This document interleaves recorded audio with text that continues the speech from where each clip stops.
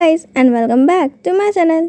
इससे पहले के पार्ट में हम लोगों ने देखा था कि लैनवांग जी ने उस डॉक्टर को घर में ही रख लिया था और बेचारा डॉक्टर एक रूम में लॉक था। सोच रहा था मैंने क्या गुनाह किया है, क्या मेरे डॉक्टर की डिग्री लेना ही एक गुनाह था। यहाँ पे तीन माफियाज के, इतने सारे गुंडों के, इतनी सारी गन्स के बीच में रह के कोई इंसान कैसे सरवाइव कर सकता है, मुझे तो समझ में नहीं आता। अचानक से उस डॉक्टर को गोली चलने की आवाज़ आती है क्योंकि हॉल के अंदर लैनवांग जी ने एक पर्सन के घुटनों पे शूट कर दिया था और उससे कुछ पूछ रहा था। वो डॉक्टर तो खून देखते ही बेहोश हो जाता है और उसे एक बॉडीगार्ड उठा कर ले जाते हुए कहता है, आज तक इतना फट्टू डॉक्टर तो कभी भी नहीं देखा। डॉक्टर्स क्या इससे पहले ढंग से ट्रेनिंग नहीं लेते हैं, उन्हें तो खून देखने की आदत होनी चाहिए। वो कितने सीरियस ऑपरेशन करते हैं और इसे देखो खून देखते ही बेहोश हो गया। यहाँ पे दूसरा बॉडीगार्ड कहता है, लगता है इसने ऑनलाइन डिग्री निकाली होगी तभी इसका ये हाल है। वहाँ भी वो लोग हंसने लगते हैं। लैनवांग जी कहते हैं कि क्या हो रहा है यहाँ। वो लोग कुछ नहीं कहते, कुछ नहीं सर, हम लोग इस डॉक्टर को रूम में छोड़ रहे थे। लैनवांग जी हमें सर हिलाता है। अब यहाँ पे सब लोग अपने काम में लग जाते हैं और उनका बटलर ही अभी ज़्यादातर वो इनका ख्याल रख रहा था।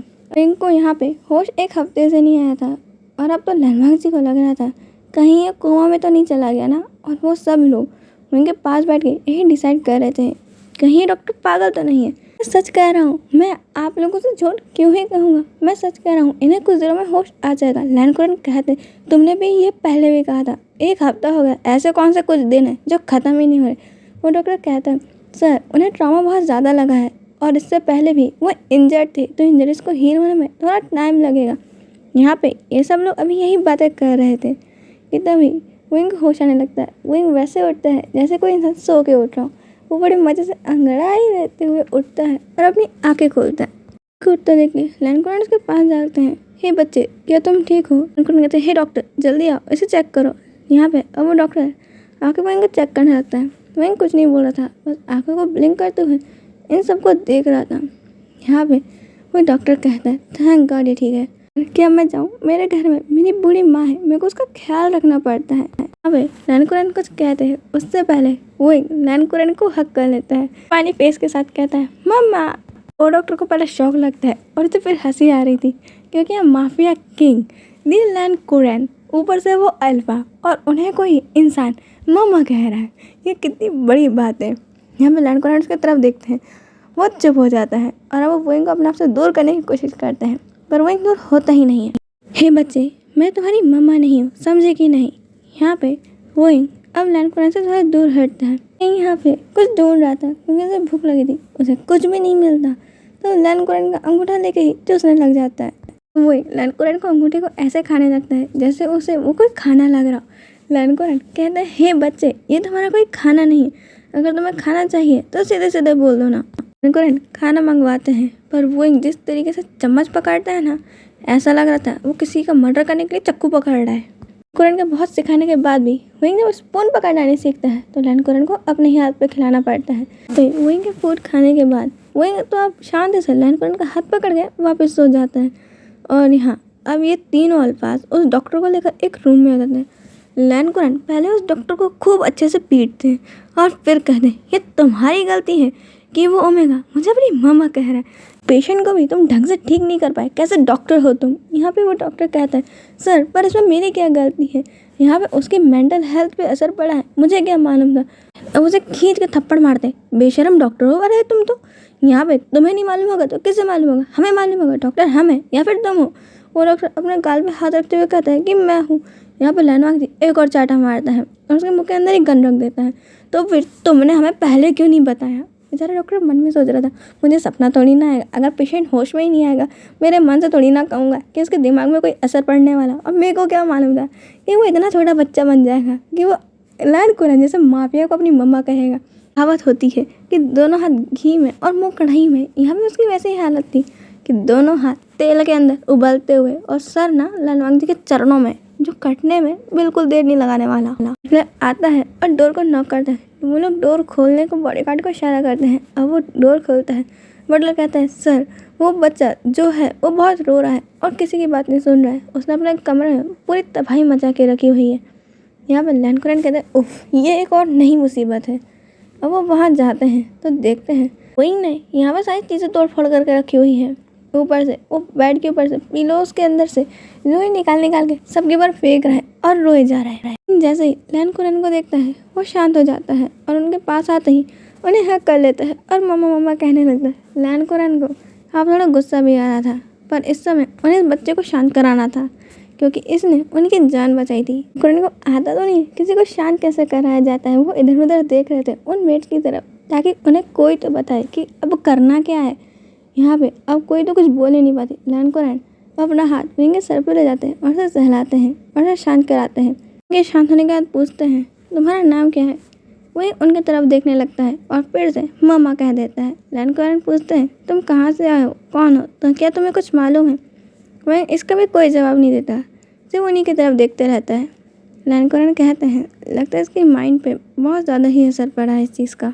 पे लैन चचेन कहते हैं तो क्यों ना हम इसे मेंटल हॉस्पिटल में भर्ती कर देते हैं, वहाँ पे इसका अच्छे से इलाज भी होगा।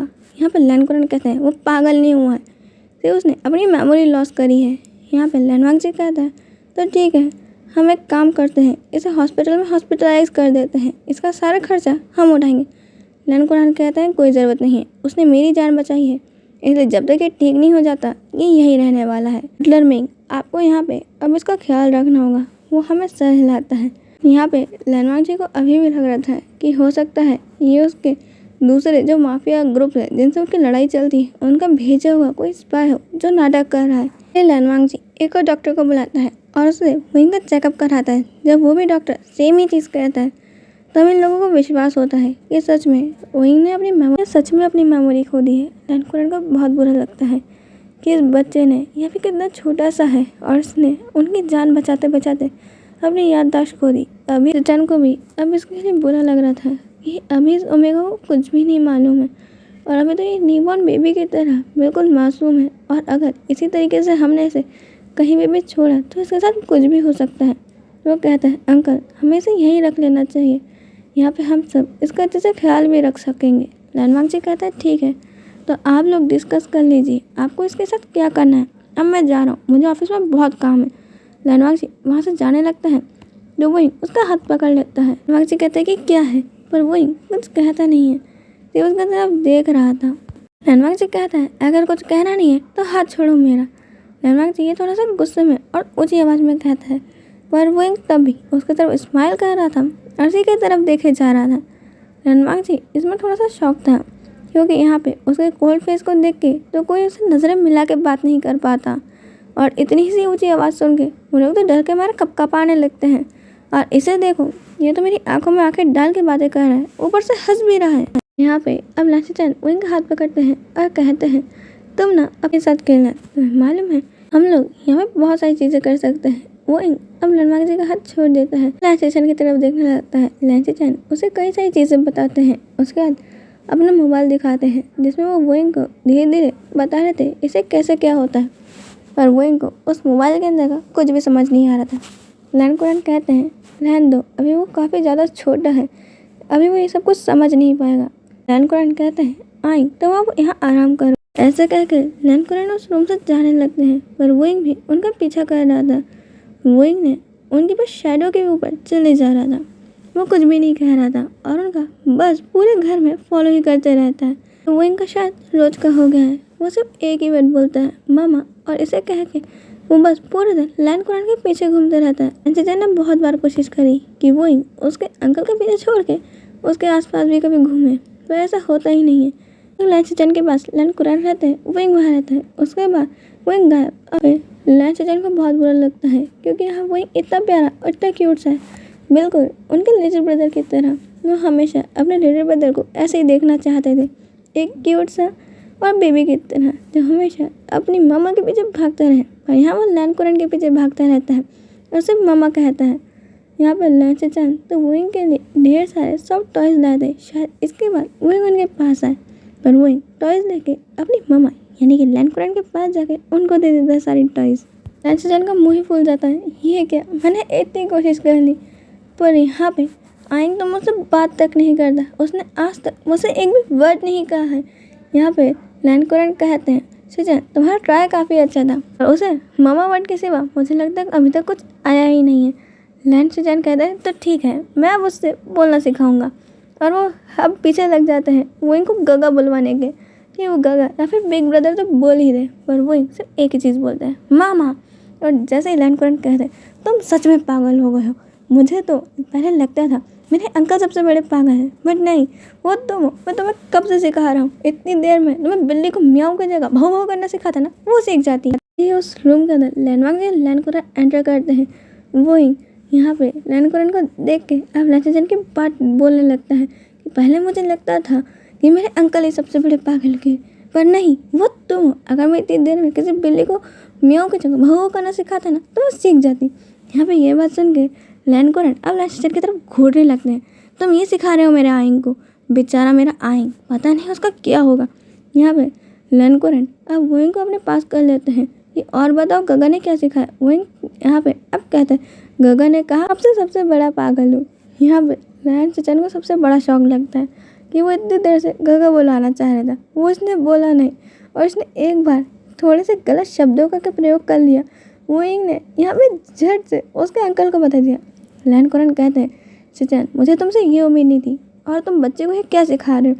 लैंचन कहते हैं बट अंकल मैंने ऐसा कुछ भी नहीं किया, मैं तो सिर्फ उसे गगा बोलना सिखा रहा था। लैंचन की बात सुन के लैंड कहते हैं देखा मैंने, तुम मुझे क्या सिखा रहे हो, सब बता रहा है मुझे आइंग। लैंडवांग जी अब वोइंग को अपने तरफ बुलाता है। वोइंग उसके पास जाके खड़ा हो जाता है। यहाँ पे लैंडवांग जी कहता है मैं कौन हूँ। लैंडवांग जी की तरफ वोइंग घूरता है। उसके बाद वोइंग उसके पास एक एंग्री बर्ड वाला टॉय लाता है और उसे थमा देता है। लैंचन को थोड़ा अच्छा लगता है क्योंकि वोइंग अब उनके पास भी एक टॉय लेकर आ रहा था। यहाँ पे वोइंग उनके पास आता है और ब्लू वाला एंग्री बर्ड का टॉय उन्हें थमा जाता है। वोइंग कहता है एंग्री बर्ड गगा। यहाँ पे इन दोनों को अपने नाम से सबसे बड़ा झटका लगता है। हमने तो एंग्री बर्ड वाली अभी तक कोई हरकत भी नहीं करी, और लैंडवांग जी को रेड वाला क्यों मिला और मुझे ब्लू वाला क्यों मिला। ये ब्लू वाला अच्छा नहीं दिखता, मुझे रेड वाला चाहिए। अब वोइंग को लेकर हॉल में जाते हैं जहाँ पे डिनर टेबल पे बैठे ही थे कुछ डिनर करने के लिए कि तभी यहाँ पे एक बॉडीगार्ड भागते हुए आता है और उन्हें मोबाइल के अंदर एक न्यूज़ दिखाने लगता है। लैंड कहते हैं जल्दी से टीवी ऑन करो। ऑन किया जाता है जिसके अंदर यहाँ पे वैन क्लैन के बारे में कुछ इन्फॉर्मेशन आ रही थी रिपोर्ट्स के अंदर, जहाँ ब्रेक न्यूज़ के अंदर चल रहा था कि वैन क्लैन का पहली बार किसी ने यहाँ पे विद्रोह किया। वैन क्लैन की कंपनी में ही काम करने वाले एक एम्प्लॉय ने उनके खिलाफ कुछ प्रूफ्स को जमा करने के बाद उनके खिलाफ पुलिस में रिपोर्ट कर दी है। ऐसी बहुत सारी रिपोर्ट सामने आ रही थी और उस पर्सन को अभी काफ़ी ज़्यादा सिक्योरिटी दी जा रही है। सारी न्यूज़ लाइव चल रही थी और जैसे ही उस पर्सन से बात करने जाया जाता है कि उसके पास क्या प्रूफ्स है और वहाँ क्या बता सकता है, कि तभी वहाँ पे एक स्नैप शूटर गन से शूट करता है और वो पर्सन मर जाता है। और वहाँ पे वही जैसे ही उस पर्सन को लाइव में मरते हुए देखता है, उसके सर के आर पार गोली चली गई थी और वहाँ खूना खून हो गया था। रिपोर्टर्स डर गए थे और कैमरा दूर फेंक दिया था, पर वो कैमरा अभी भी सब रिकॉर्ड कर रहा था। सारी भगदड़ मची हुई थी, पर उसे खून को देख के और वो यहाँ पे ये सारा व्यू देख के काफ़ी घबरा गया था। वहाँ मास्क में कुछ मैंस आते हैं जिनके हाथ में गन थी और वहाँ शूट करने लगते हैं और एक पोस्टर को लाके उस डेड बॉडी के ऊपर चिपका देते हैं। वहीं उस टीवी में वो गन और यहाँ पे ये सारी चीज़ें देख के घबराने लगता है। वो बहुत ज़्यादा डर गया था और यहाँ पे अपनी मम्मा यानी लैंड के पीछे छुपने लगता है। वहीं को इतना ज़्यादा घबराता देख लैंड टीवी बंद करने को कहते हैं, पर वो बॉडीगार्ड को तो टीवी बंद ही नहीं हो रही थी, इतनी तेज़ वो चिल्ला रहे थे। तो लैंड अब यहाँ से एक वास उठाते हैं और उसको खींच के मारते हैं टीवी के ऊपर, जो फूट ही जाती है पूरी। यहाँ पे अब वो बेहोशन को शांत करा रहे थे, पर वो काफ़ी ज़्यादा घबरा गया था और वो बेहोश हो जाता है। लैंड थोड़ा ज़्यादा घबरा जाते हैं। वो डॉक्टर्स को बुलाते हैं। डॉक्टर वोइंग को चेक करने के बाद कहते हैं कि वोइंग को पैनिक अटैक आए थे। वोइंग को लगता है गन से और लाउड नॉइसेस से बहुत डर लगता है। तो आगे से आप लोग ध्यान रखें, अगर इसे इसी तरीके से पैनिक अटैक्स आते रहे तो इसकी फिजिकल हेल्थ और मेंटल हेल्थ पे असर पड़ेगा, क्योंकि अभी भी इसकी इंजरीज हील नहीं हुई हैं और ये सारे ट्रॉमा उसके लिए बहुत बड़े हैं, क्योंकि अभी अभी करंटली इसने अपनी सारी याददाश्त खोई है और अगर ये झटके उसे मिलते रहे तो ये भी चांसेस है कि कभी उसे अपने बारे में कुछ याद भी ना आए। में सर हिलाते हैं और वोइंग के जोर के पास दो बॉडीगार्ड्स को खड़े करके चले जाते हैं ताकि वो लोग वोइंग के ऊपर ध्यान रखें कि अगर वोइंग को कुछ भी ज़रूरत हो और वोइंग होश में आए तो उसमें बता दिया जाए, क्योंकि यहाँ पे उन्हें सिक्योरिटी मेंटेन रखना काफ़ी ज़रूरी है। और नीचे वो सबको ऑर्डर दे रहे थे कि अब से यहाँ पे किसी की भी गन उन्हें नज़र नहीं आ जानी चाहिए, और ना ही एक सारा खून खराबा अब वहीं के सामने चलने वाला है। आएंगे सामने, कोई भी ना मर्डर की बात करेगा ना किसी चीज़ की, और तुम लोगों की गन मेरे को कभी भी दिख गई ना तो मैं तुम्हें उल्टा लटका के उसी गन के थ्रू मार डालूंगा। लैन कुरैन इन्हें समझा ही रहे थे कि तभी उन्हें वहीं के रूम से चिल्लाने की आवाज़ आती है। यहाँ पे वहीं बहुत तेज रो रहा था और मामा मामा चिल्ला रहा था। यहाँ पे अचानक से वहीं की आवाज़ रुक जाती है। लैन कुरैन घबरा जाते हैं कि वहीं को क्या हुआ। वो वहीं के रूम में जाके देखते हैं कि उनमें से एक बॉडीगार्ड ने वहीं की टी शर्ट के 2 बटन खोले हुए हैं और एक ने वहीं के पैर पकड़े हुए हैं। ऐसी कंडीशन में देख के लैन कुरैन यहाँ पे उन दोनों बॉडीगार्ड्स को पंच मारते हैं और वहीं से दूर करते हैं। और लैन वांगजी और लैन चेचन उन दोनों बॉडीगार्ड्स को रो रहा था और काफ़ी घबरा गया था, क्योंकि अचानक से वहीं बेहोश था और उसे जब होश आया तो ये लोग उसके ऊपर थे। वहीं काफ़ी घबरा गया था। या लैन कुरैन वहीं को शांत कराते हैं और कहते हैं कोई बात नहीं, मैं यहाँ पे हूँ, तुम्हें डरने की कोई बात नहीं है। यहाँ पे वहीं तभी रोए जा रहा था। लैन कुरैन और वहीं को शांत कराने में लगे हुए थे, और डॉक्टर को वो इशारा करते हैं कि वहीं को वो नींद का इंजेक्शन दे, क्योंकि ऐसे वो सोने नहीं वाला है।